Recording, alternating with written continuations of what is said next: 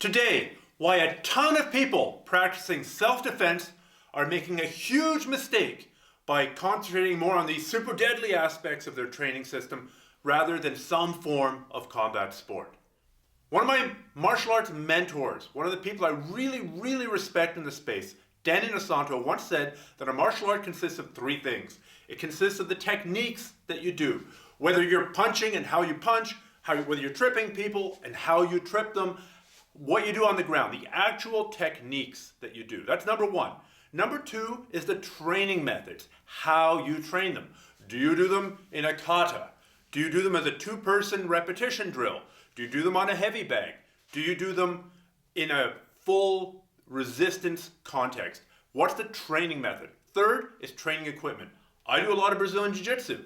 I guarantee you, my Brazilian Jiu-Jitsu, my martial art, would be pretty heavily influenced if I didn't have mats. If I didn't have mats, it would change how I train. It might not change how I fight as much as how I train, but I guarantee you I wouldn't be doing any guard work, or as little guard work as I possibly could, if I didn't have mats.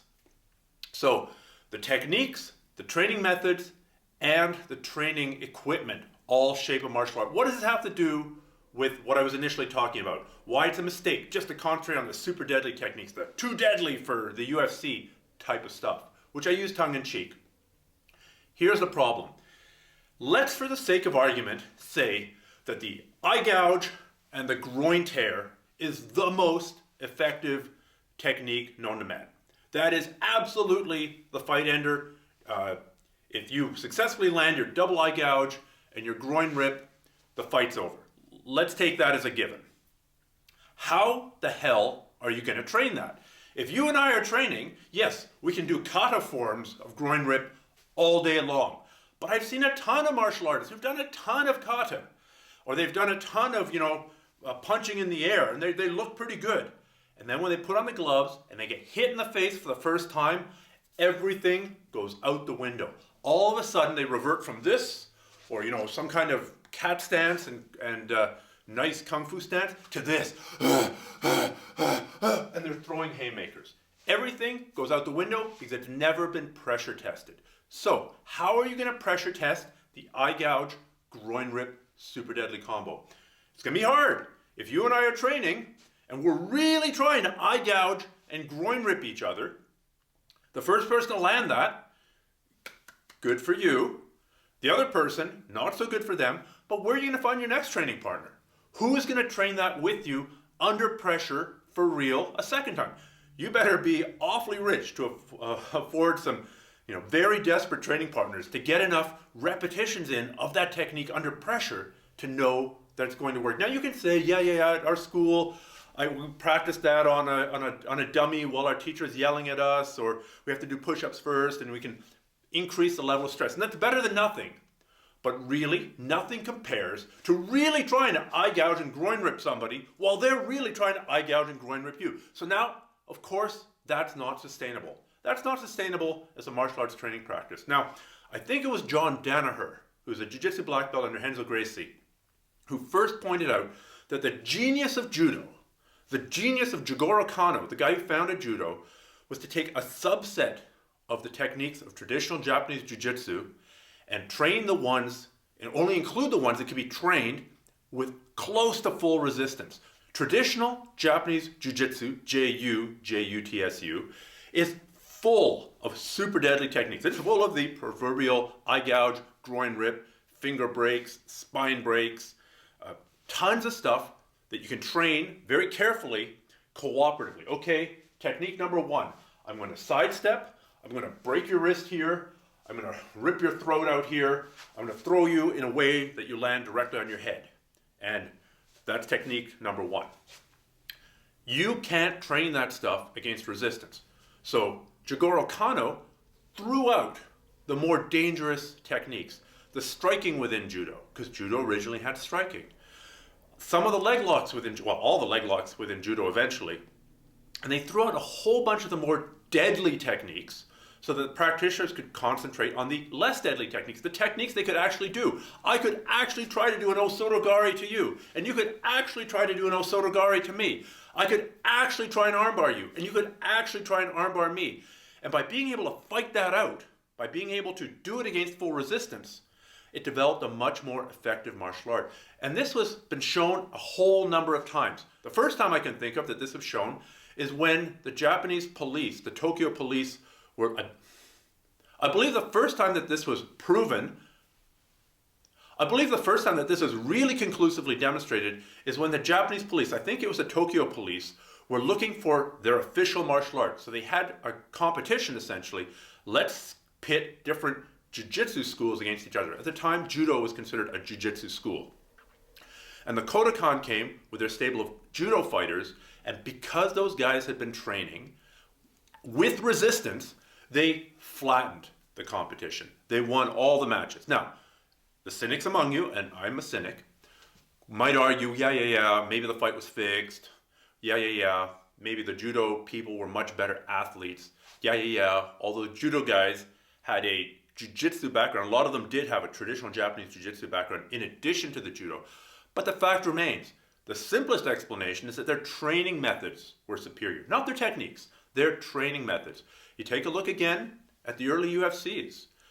Royce Gracie could train his Brazilian Jiu-Jitsu at close to full resistance against sparring partner after sparring partner after sparring partner and not end up brain damaged and not end up, with his eyes gouged out and his groin torn off, and did really, really well in a pretty close to no holds barred, no rules fight.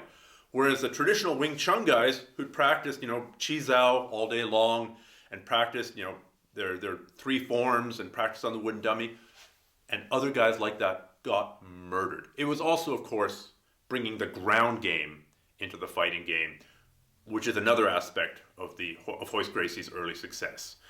Now, of course, you need to know the illegal techniques.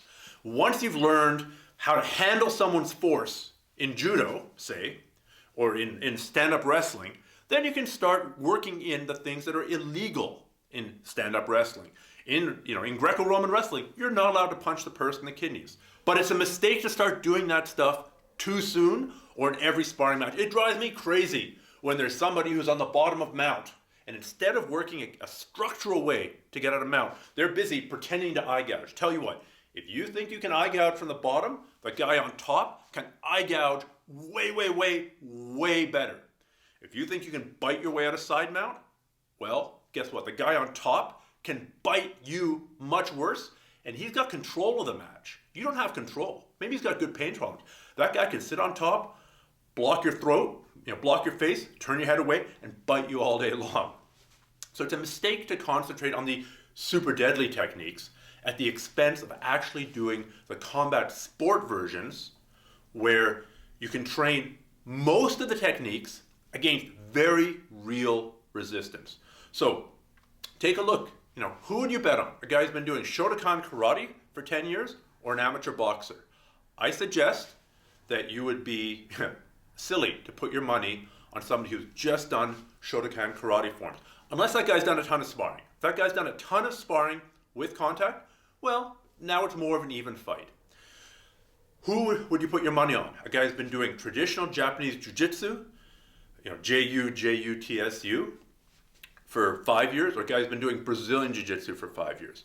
So long as it's not an ambush situation where the Brazilian Jiu-Jitsu guy is walking here and the other guy jumps on him like a ninja, so long as it's a semi-consensual fight, okay, now we're going to fight, my money's on the Brazilian Jiu-Jitsu guy because he spent so much more time under pressure. He spent so much more time working against resistance and not doing as much cooperative training or 100% cooperative training, which is absolutely terrible because it's not going to translate in a real fight. Like I said, I've seen people who spend a ton of time doing, fancy Shaolin forms, sparring for the first time, and guess what? In their sparring session, there was not a single fancy Shaolin, punch. In fact, it just looked like sloppy boxing. So why not train boxing? Now, boxing, I would argue, is more dangerous to train than Brazilian Jiu-Jitsu. Is more dangerous to train than wrestling because you are taking your head and you are getting hit again and again and again. Even if you're not doing a ton of hard sparring, you're still getting hit. You're still getting micro concussions all the time. You're taking the most complex object in the known universe, the human brain, with billions of neurons, and you're hitting it again and again and again. So I think you have to do a little bit of boxing. I think you have to do a little bit of full contact thing where you get punched in the face and you learn, yes, I can deal with this and I can keep on going.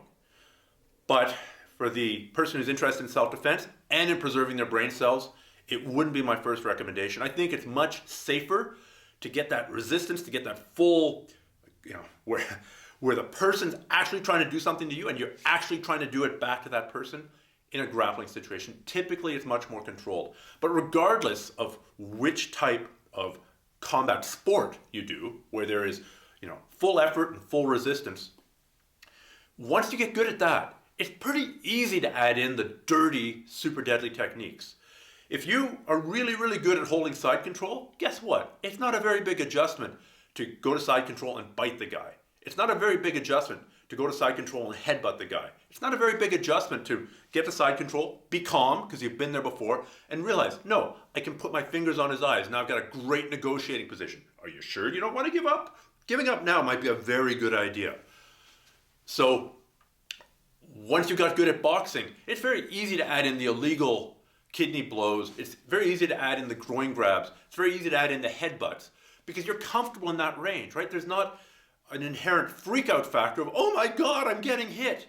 No. You're comfortable with getting hit. You're comfortable kind of being there in the pocket. And then it doesn't take a very big adjustment to add the dirty stuff. Think of it this way. How many times did Mike Tyson with his trainer practice running up to somebody and biting their ear? I guarantee you, or I would almost certainly guess, it was never. I bet he never did that in training, not even once. And then he did that twice in one fight. So it was very easy for Mike Tyson to add ear biting onto boxing. But somebody who specializes in ear biting isn't going to do very well in a boxing match against Mike Tyson. Start with a combat sport. Start somewhere where you can use almost all your effort, almost all your force to achieve something, whether it's an armbar, whether it's a punch, whether it's a kick, whether it's a throw, whether it's a successful stick blow to your opponent's hand, whatever it is, and your opponent's using almost full resistance to stop it, and get good at that, and then add on the dirty stuff, then add on the deadly stuff, then add on the too deadly for the UFC stuff. Much easier to go from combat sport, where you learn to handle the pressure, to deadly street defense than the other way around.